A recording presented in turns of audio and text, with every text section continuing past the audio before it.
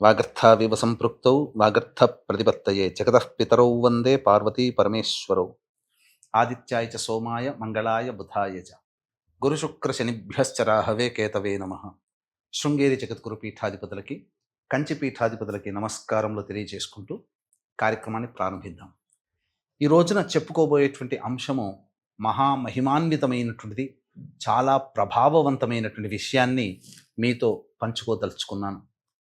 కేవలం నేనొక్కడే ఈ యొక్క మహిమని పొందితే కాదు, నాతో పాటు నాకు తెలిసిన వాళ్ళందరూ, ప్రేక్షకులందరూ కూడా ఈరోజు ఉన్నటువంటి మహత్యాన్ని పొందాలనే సదుద్దేశంతో ఒక చక్కటి విషయాన్ని మీతో పంచుకోదలుచుకున్నాను. కార్యక్రమాన్ని ఆశాంతం వీక్షించండి. జనవరి 3వ తారీఖు 2026 సంవత్సరంలో ఏర్పడుతున్నటువంటిది శివముక్కోటి, ఆరుద్రోత్సవము అని అంటారు. ఈ శివముక్కోటి గురించి మనకు ఏ శాస్త్రంలో లేకపోయినప్పటికీ కూడా యుగ యుగాల నుంచి ఈ రోజున పరమేశ్వరుని ఆరాధించే గొప్ప పుణ్యతిథి ఆరుద్రోత్సవంగా చెప్పబడుతున్నటువంటిది. పండుగ కంటే కూడా ఉత్సవంగా దీన్ని చూడాలి. దీన్ని బహుళ వ్యాప్తి చేసినటువంటి మహానుభావుల వారు, నడిచే దైవము సాక్షాత్తు శంకర స్వరూపము కంచిపీఠాధిపతులైనటువంటి శ్రీ శ్రీ శ్రీ చంద్రశేఖరేంద్ర సరస్వతి స్వామివారు ప్రతి సంవత్సరం ఈ శివముక్కోటి రోజున చిదంబరంలో ఆ ఆరుద్ర నక్షత్రాన్ని దర్శించుకొని ఈశ్వరుడికి వివిధ రకాలుగా అభిషేకాదులు, అర్చనలు జరిపించేవారు. వారి ద్వారానే అందరికీ కూడా దీని యొక్క మహత్యము ప్రకటితమైనది. ఆకాశంలో తూర్పు వైపున కానీ లేదా ఈశాన్యం వైపున కానీ నిలువుగా 3 నక్షత్రాలు లేదా అడ్డముగా 3 నక్షత్రాలు కనిపిస్తుంది. ఈ రోజున ప్రభావవంతంగా కనిపిస్తుంది. పరీక్షించండి. ఎందుకంటే చాలామందికి కంటి సమస్యలు ఉంటున్నాయి కాబట్టి సరిగా కనబడకపోవచ్చు. కానీ బాగా పరిశీలిస్తే తప్ప ఈ 3 నక్షత్రాలు ఒకే వరుసలో నిలువుగా కానీ అడ్డంగా కానీ కనిపిస్తాయి. అదే ఆరుద్ర నక్షత్రం. సంపూర్ణముగా ఆ చుట్టుపక్కల ఉన్నటువంటి మండలాన్ని గనక చూస్తే శివుడు నటరాజ స్వరూపముగా తాండవం ఆడుతున్నటువంటి దృశ్యముగా మనకు గోచరమవుతుంది. అంతటి మహిమాన్వితమైనటువంటి నక్షత్రాన్ని ఒక్కసారి చూసి నమస్కారం చేసుకోండి. 3వ తారీఖు తెల్లవారుజామున 3 గంటల నుంచి 5:30 లోపల ఈ యొక్క సుందర దృశ్యాన్ని చూడండి. అంటే 2:30 కల్లా లేచి కాలకృత్యాదులు తీర్చుకొని ఆకాశం వైపుకి తూర్పు వైపున పరిశీలించి చూడండి, మీకు కనబడుతుంది. తదనంతరం మీరు ఇంట్లో చక్కగా ఆవు నేతితో దీపారాధన చేసి శివలింగానికి అభిషేకము, నమశ్శంకరాయ నమశ్శంకరాయ నమశ్శంకరాయ అంటూ అభిషేకము చేసి అర్చన చేయండి. నైవేద్యముగా నూకలు లేని బియ్యాన్ని పాయసముగా చేసి నైవేద్యముగా పరమేశ్వరునికి సమర్పించండి, చాలు. ఈరోజు మహా గొప్పదైనటువంటి విశేషం ఉన్నదండి. మనకు సాధారణంగా ముక్కోటి ఏకాదశి రోజున ఉత్తర ద్వారం గుండా విష్ణుని ఏ విధంగానైతే దర్శించుకుంటామో అదే విధంగా ఉత్తర ద్వారం గుండా ఈశ్వరుని దర్శించుకునే, శివలింగాన్ని దర్శించుకునే మహాభాగ్యము ఈ ఒక్క శివముక్కోటి రోజునే మనకు కలుగుతుందంటే అతిశయోక్తి కాదు. ఎంత మహిమాన్వితమైనటువంటిదండి. శివకేశవుల్ని ఉత్తర ద్వారం గుండా దర్శించుకునే భాగ్యము ఈ యొక్క ధనుర్మాసంలోనే కలుగుతుంది అంటే అంత మహత్యం ఈ ధనుర్మాసానికి ఉంది. కాబట్టి జనవరి 3వ తారీఖు రోజున వచ్చేటువంటి శివముక్కోటి రోజున ఎవ్వరు కూడా మిస్ కాకండి. ఈ రోజున ఏ ఏ సమస్యలతో బాధపడుతున్నటువంటి వాళ్ళు ఎటువంటి విధానాలతో అర్చన, అభిషేకాదులు జరుపుకోవాలో సవివరంగా మీకు తెలియజేసే ప్రయత్నం చేస్తాను.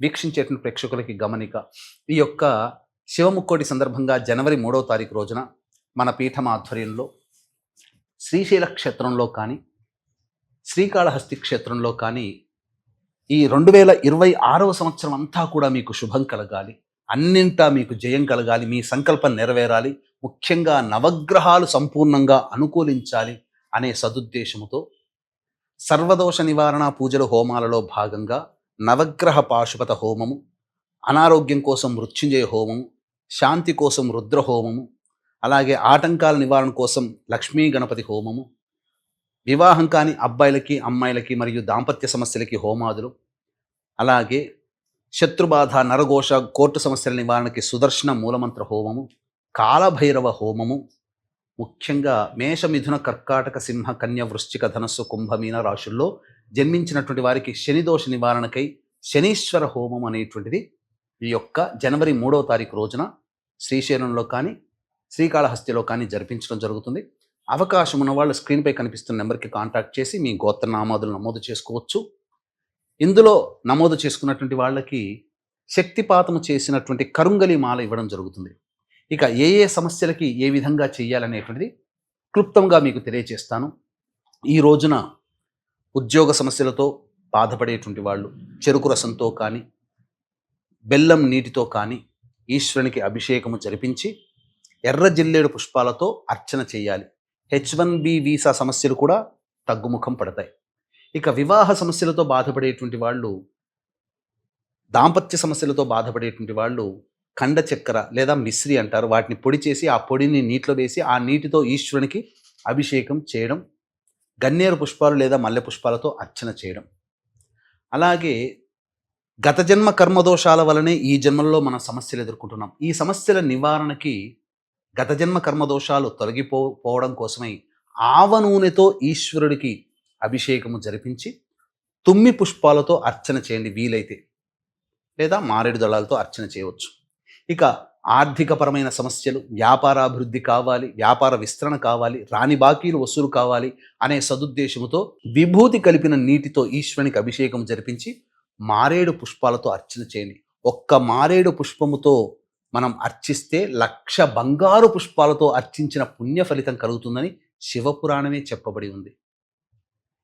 ఇక ప్రధానంగా మేష, మిథున, కర్కాటక, సింహ, కన్య, వృశ్చిక, ధనస్సు, కుంభ, మీన రాశుల్లో జన్మించినటువంటి వారికి, శని దశ అంతర్దశలు జరుగుతున్నటువంటి వాళ్ళకి శని బాధలు ఎక్కువగా ఉంటుంటాయి. కాబట్టి ఈ దోష నివారణార్థమై నవగ్రహాల చుట్టూ శివాయ నమః అంటూ 27 ప్రదక్షిణలు చేసి శివలింగానికి నల్ల నువ్వుల నూనెతో అభిషేకం చేయండి ఈ రోజున. అలాగే నీలిరంగు శంకు పుష్పాలతో కానీ నీలిరంగు చామంతి పుష్పాలతో కానీ అర్చన చేయండి, లేదా బిల్వ దళంతో అర్చన చేయండి, మారేడు దళంతో అర్చన చేయండి చాలు. అలాగే గత జన్మ కర్మదోషాలు తొలగిపోవడం కోసం ఇంతకుముందు చెప్పాను కదా, ఆవ నూనెతో ఖచ్చితంగా అభిషేకం చేయండి. సమస్త విధమైనటువంటి కష్టాలు తొలగిపోవాలి అనేటువంటి ఉద్దేశంతో గరికను నీటిలో వేసి ఆ గరిక నీటితో అభిషేకం చేయండి, తెల్ల జిల్లేడు పుష్పాలతో అర్చన చేయండి. ఈ విధంగా సమస్యలు ఉన్నటువంటి వాళ్ళు చెప్పినటువంటి ద్రవ్యాలతో అభిషేకం చేయండి. ముఖ్యంగా ఈ రోజున గంజి వార్చినటువంటి అన్నముతో, గోరువెచ్చగా ఉండాలి అన్నముతో ఈశ్వరునికి అభిషేకం చేయవచ్చు. లేదా ఆ గంజి వార్చిన అన్నానికి తేనెను కలిపి శివలింగముగా తయారు చేసి ఆ శివలింగానికి చక్కగా ఆవు నేతిని అద్ది అప్పుడు అభిషేకం చేయండి. మారేడు దళాలతో అర్చన చేయండి. సకలమైన మనోభీష్టాలు నెరవేరుతాయి, సకల కష్టాలు తొలగి మనోభీష్టాలు నెరవేరుతాయి. చాలామంది ఈ చేసినటువంటి ఆ అన్నముతో చేసినటువంటి శివలింగాన్ని ఏం చేయమంటారంటారు. దగ్గరలో నదిలో కానీ, సరస్సులో కానీ, సముద్రంలో కానీ, చెరువులో కానీ వేయవచ్చు, బావిలో కానీ వేయవచ్చు. ఏవి లేని వాళ్ళు ఒక బకెట్లో చక్కటి నీటిని తీసుకొని ఆ నీటిలో సాయంకాల ప్రదోషకాలంలో అర్చన చేసి నిమజ్జనం చేయవచ్చు. ఆ నీటిని ఎవరు తొక్కని ప్రదేశంలో వేస్తే సరిపోతుంది. ఆ నీటిని, అన్నాన్ని, లేదా ఆ యొక్క అభిషేకం చేసినటువంటిది మీరు చక్కగా ఎవరి తొక్కని ప్రదేశంలో వదిలిపెట్టినా చాలు, లేదా అగ్నికి ఆహుతి చేసినా చాలు. ఈ విధంగా మీరు ఈ శివముక్కోటి అని చెప్పబడేటువంటి జనవరి 3వ తారీఖు రోజున మిస్ చేసుకోకండి. ఈ రోజున చేసినటువంటి పుణ్య కార్యక్రమం అనతి కాలంలోనే మీ యొక్క సమస్యలను నివారణ చేస్తుంది. ఎంతటి ప్రభావవంతమైనదంటే ఈరోజు 1,000,000 సోమవారాలలో ఈశ్వరునికి అభిషేకం చేస్తే ఎంతటి పుణ్య ఫలితం వస్తుందో అంతటి పుణ్య ఫలితం ఈ శివముక్కోటి రోజున వస్తుందని మనకు శాస్త్రం. సృష్టి స్థితి లయకారకాలలో లయకారకుడు పరమేశ్వరుడు. కాబట్టి శివాజ్ఞ లేనిదే చీమైన కుట్టదు. ఈ కార్యక్రమం మీరు చూడాలన్నా, ఈ కార్యక్రమం చేయాలన్నా అది శివాజ్ఞ కాబోలు. అందుకే ఇంతటి గొప్పదైనటువంటి విషయం గురించి మీకు అందించాలి, ఆ సమాచారాన్ని అందించాలనే ఉత్సాహంతో మీకు చేరవేయడం జరిగింది. ఈ అవకాశాన్ని అందరూ సద్వినియోగపరచుకోండి. మీకు తెలిసిన బంధువులకి, స్నేహితులకి, హితులకి అందరికీ ఈ యొక్క విషయాన్ని చేరవేయండి. వారు చేసి పొందిన పుణ్యఫలంలో మీకు భగవంతుడు వాట ఇస్తాడు, అందులో సందేహమే లేదు.